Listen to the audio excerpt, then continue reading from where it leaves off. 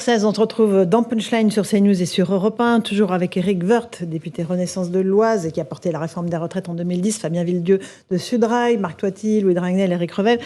Hier, Elisabeth Borne a dit il n'est pas question de négocier sur les 64 ans. Je ne sais pas à quoi ça sert de braquer ainsi les Français. Dire on ne négocie même pas là-dessus. Écoutez les réactions des Français, justement, on leur a posé la question est-ce que vous trouvez que c'est une bonne chose de dire on ne négocie pas sur cet âge de départ? Écoutez leurs réactions. C'est peut-être dur de le dire comme ça.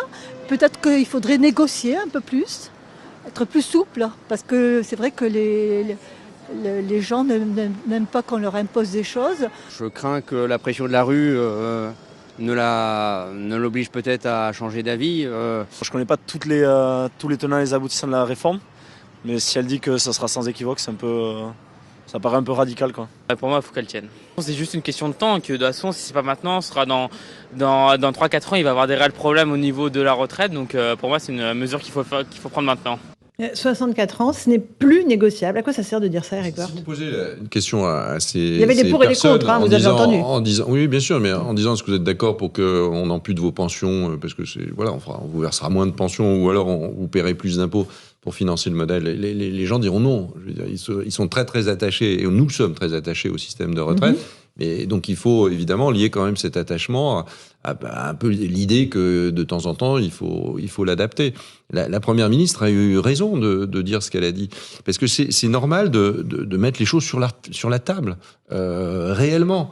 C'est un sujet tellement important qu'il faut que les choses soient claires et soient mises sur la table. Et d'ailleurs, il n'y a pas eu de négociation au sens strict du terme sur l'âge de la retraite, puisque les partenaires sociaux... ça a été imposé, oui. Les partenaires sociaux ont dit tout de suite, avant même de commencer l'idée qu'il y ait une réforme des retraites, il n'y aura pas d'augmentation de l'âge, on n'en veut pas. Donc c'était assez clair. Donc vous ne pouviez pas aller là-dedans. Il y a eu évidemment un dialogue avec les formations politiques, il y a eu un dialogue avec les syndicats, et c'est très important qu'il y ait un dialogue qui a fait à partir du moment où vous dialoguez en disant qui a fait évoluer les choses, pas. Mais ça s'est fait. Le président de la République avait présenté une réforme à 65 ans, avant l'élection présidentielle, c'était dans son programme présidentiel.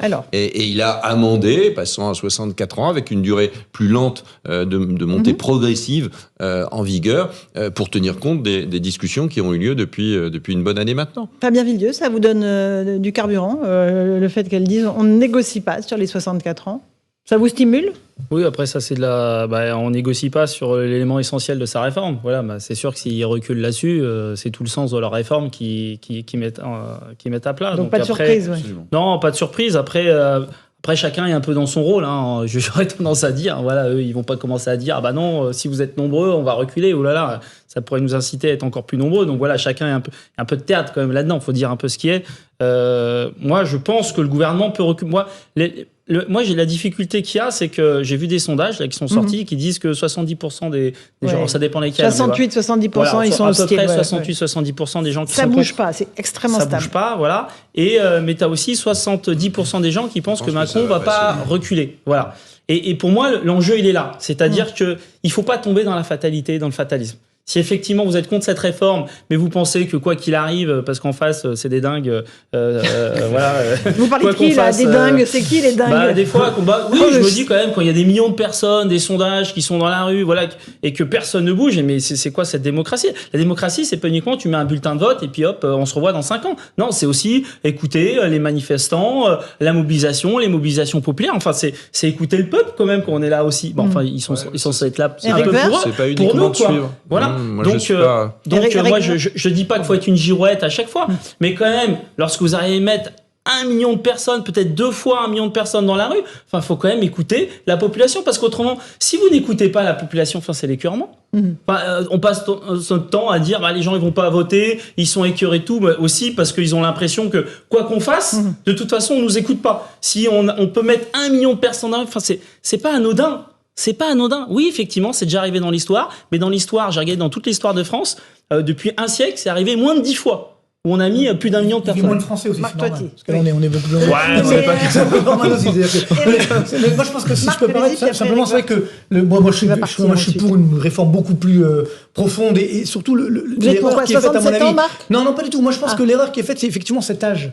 C'est-à-dire qu'en fait, déjà, ne serait-ce que d'un point de vue syndical, c'est-à-dire si la CFDT avait annoncé, si vous maintenez cet âge, alors à ce moment-là, on rentrera dans le conflit. Si ça n'avait pas été le cas, déjà, il y aurait pas eu l'union syndicale, entre guillemets. Mais et ensuite, surtout, le vrai enjeu, c'est de donner un degré de liberté. Je pense que c'est le vrai enjeu aujourd'hui qui est là, que ne comprennent pas les Français. On a déjà effectivement les trimestres à faire, mais si en plus, on bloque effectivement ce degré de liberté, on impose un âge, alors là, évidemment, les Français ne sont pas prêts à comprendre. Donc, moi, je suis pour, au contraire, faire cette réforme, et puis après, donner le choix, et avoir une retraite en conséquence, bien entendu. Vous avez fait la réforme la réforme des retraites en 2010, vous vous souvenez? Je m'en souviens déjà à l'époque, je disais le même discours qu'aujourd'hui. J'ai fait attention, parce qu'on tape sur une croissance de 2,5% et un taux de chômage entre 5 et 7. Et on les a pas fait, ces 2,5% de croissance. Aujourd'hui, on fait la même erreur. Ce qui veut dire que les 10 à 12 milliards, on les aura pas. Et si je peux me permettre, vous savez qu'aujourd'hui, la retraite française, elle est déjà financée par les marchés financiers. Oui, pour une raison simple, c'est que c'est la dette publique qui la finance. Et qui achète cette dette publique? Ce sont les marchés financiers. Donc le problème est là, c'est que malheureusement aujourd'hui, il faut avoir une retraite qui soit beaucoup plus libre, et qui donne beaucoup plus de liberté. Je vous donne la parole parce que vous devrez partir. C'est pas les marchés financiers qui financent la dette française. 80% d'autofinancement, 80% sur les cotisations.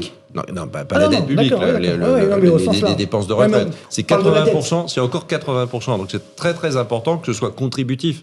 Très important, c'est pas au marché financier de le faire. Et puis la retraite à la carte, tout le monde a envie de partir un peu quand il veut, sauf que quand même les actifs qui payent votre retraite, ils ont le droit quand même de dire à un certain âge, parce qu'il y a une durée de vie derrière. C'est 20 ans, 25 ans à la retraite. Derrière, il y a quelqu'un qui paye. Mais pour donner la liberté entre guillemets. Tout ça donne on dit des paramètres. Enfin, c'est des paramètres de vie. Ça donne à un moment donné une durée de cotisation, parce qu'il y a des gens qui rentrent plus tôt et qui partent. Bon, et puis il y a des gens aussi qui font des études. Il est assez logique que tout ça ce soit à peu près équilibré. C'est plutôt bien équilibré aujourd'hui. Dans d'autres pays, ça pose pas ces questions-là. Oui, mais on est en France. Dans d'autres pays, oui, mais on est bien en France. Mais enfin, je comprends bien que la situation culturelle n'est pas la même en Allemagne, en Angleterre, en Belgique, en Italie. Je le comprends bien. Mais les métiers sont les mêmes. Le rapport au travail peut être le même. Il va falloir qu'on travaille. Et le travail, c'est pas quelque chose. Mais vous nous trouvez feignants. Vous trouvez que les Français sont des feignants. C'est un peu la logique du gouvernement. Non, mais c'est intéressant. Mais on a le droit de mettre en avant. Dès qu'on parle du travail en disant quand même le travail c'est une valeur cardinale, j'avais attaqué les gens pour leur dire qu'ils étaient des paresseux. Je pense que le travail est une donnée qu'il faut rendre plus positive, même après le Covid. Mais ça veut bien dire que aussi les entreprises doivent modifier les conditions de travail. On doit investir pour robotiser, pour empêcher la pénibilité. On doit être capable dans les systèmes de formation de provoquer des reconversions professionnelles. On fait peut-être pas nécessairement la même chose à 30 ans qu'à 50 ans ou 60 ans. Des seniors au travail, ça veut dire aussi qu'on modifie le regard de la société sur le travail. Et ça, c'est absolument fondamental. Mais globalement, ça veut dire quand même qu'il faut travailler. On peut pas avoir un système de redistribution aussi puissant que le système français, avoir des services publics qui ont besoin toujours, évidemment, de moyens, sans travail et sans travailler. Et nous avons besoin de travailler plus. Verts, vous faire écouter le témoignage d'un déménageur, parce que ça, c'est un métier pénible. Vous allez nous expliquer ce que ça va lui apporter à lui, cette réforme. Écoutez-le, et il répond à nos questions. On a souvent des problèmes de limbago. J'ai eu souvent aussi des calculs. Bon, après ça, c'est des calculs au niveau de la nourriture. Mais honnêtement, les limbagos, c'est énorme. On prend des cachets de cortisone. On est vraiment ensuqué. On ne doit pas prendre le volant pendant une semaine. Voilà, c'est vraiment très, très, très pénible, on va dire. Je pense pas qu'on pourra arriver à l'âge de 64 ans. C'est impossible. Je n'ai jamais vu une personne à l'âge de 54 ans ou de 58 ans en tant que déménageur. Je n'ai jamais vu. On va sortir dans les rues demain. On sortira. Voilà pour ce témoignage de déménageur, Fabien Villedieu. Vous pensez à tous ces métiers pénibles? Le fait de porter les charges lourdes a été retiré des critères de pénibilité. Au début, c'était le cas en 2015 et ça a été retiré en 2017. Et par ailleurs, je vais faire un petit clin d'œil, c'est que souvent on dit oui, les conducteurs de train, c'est pas plus dur parce qu'on partait plus tôt. C'est pas plus pénible que d'autres métiers. En tout cas, par exemple, chauffeur de bus, un truc comme ça. Ce qui est vrai, moi je l'admets, il y a un même niveau de pénibilité. Et vous savez qu'il y a des conducteurs de train aujourd'hui à la SNCF qui sont des contractuels, donc qui sont au régime de droit privé. Et bien eux, à part les conducteurs du fret qui bossent que la nuit, ils n'enclenchent pas de point de pénibilité. Ils n'ont pas de point de pénibilité. Donc en fait, tu as un boulot, tu te lèves à 3 ou 4 heures du matin, tu as des responsabilités dingues. Enfin bon, quand vous conduisez un train, vous avez quand même 2-3 petites responsabilités. Mais vous posez le samedi, le dimanche, vous n'enclenchez pas de point de pénibilité. Voilà. Et c'est parce que beaucoup de Français savent qu'ils ont des métiers qui sont... Enfin, faut pas forcément être le métier le plus dur du monde pour se rendre compte qu'il y a plein de métiers pénibles et qui n'engrangeront pas forcément de points de pénibilité qui vous permettront de partir plus tôt. Enfin, D'accord. non, Eric Woerth non, enfin, peut-être parce que sur qu'il ce cas-là, oui. n'y a pas de pénibilité à prendre. Je rappelle qu'on travaille quand même 35 heures, c'est-à-dire plutôt moins que d'autres pays, qu'il y a des manières de récupérer, qu'il y a pas, on peut travailler un jour un samedi et puis récupérer, on peut travailler une nuit. Tout ce qui est travail de nuit a été mieux traité qu'aujourd'hui. Dans la réforme, où il faudra moins de nuit pour justifier un départ plus tôt. Tous ces critères de pénibilité, les postures physiques, les ports de charges lourdes, les vibrations, l'exposition à des risques chimiques, des choses comme ça, sont reprises dans la visite médicale qui est prévue pour faire en sorte qu'on puisse partir plus tôt si on est atteint dans sa propre santé, dans son propre physique, pour partir plus tôt. C'est pour ça qu'il y a une visite médicale qui est prévue à un moment donné. Et ça ne peut être que ça ne peut être une constatation objective. Si c'est pas une constatation objective, alors c'est très injuste. Vous recréez les régimes spéciaux, vous recréez des métiers, vous recréez des statuts, et ça c'est pas possible. Mais comment fait le déménageur allemand ? Comment fait le déménageur belge ? Le déménageur italien ? Il part à 64 ans ? Ben oui, il part plus tard. Il part plus tard. Mais ça veut dire quoi ? Ça veut dire que on peut être usé physiquement prématurément, et là on peut partir plus tôt. Et il y a plein de critères pour ça. Et ce sera évidemment conforté dans cette réforme. Et puis aussi, il faut que les métiers soient plus aidés par la technologie. On voit aujourd'hui des déménageurs qui cèdent de plein de matériel. Il faut évidemment que ce soit fait. Faut les porter, Je suis d'accord. Savez. Mais il y a aussi on peut aussi faire ce métier différemment. Il peut y avoir une reconversion professionnelle. On peut travailler. Faire un autre métier, mais le faire différemment, autre métier, c'est compliqué. Ou travailler dans une grande entreprise de déménagement, probablement différemment. On peut pas vivre plus longtemps, ce qui est le cas aujourd'hui, et avoir un temps de vie plutôt en bonne santé, assez long à la retraite, et demander aux actifs de le financer quand il n'y a plus qu'un 1,5 actif qui le fait. Il y a un moment donné, cette équation, on ne sait pas la résoudre. Et si on ne regarde pas le sujet en face, mais vraiment en face, et qu'on se dit il suffit de taxer les super dividendes, il suffit d'aller prendre l'argent chez l'autre, c'est toujours chez l'autre, il suffit d'aller prendre l'argent chez l'autre. Et ben non, prendre l'argent chez l'autre, ça ne marche pas pour les systèmes de retraite. Pour répondre au monsieur là, qui est déménageur, moi je trouve que la loi est particulièrement pénible et cynique.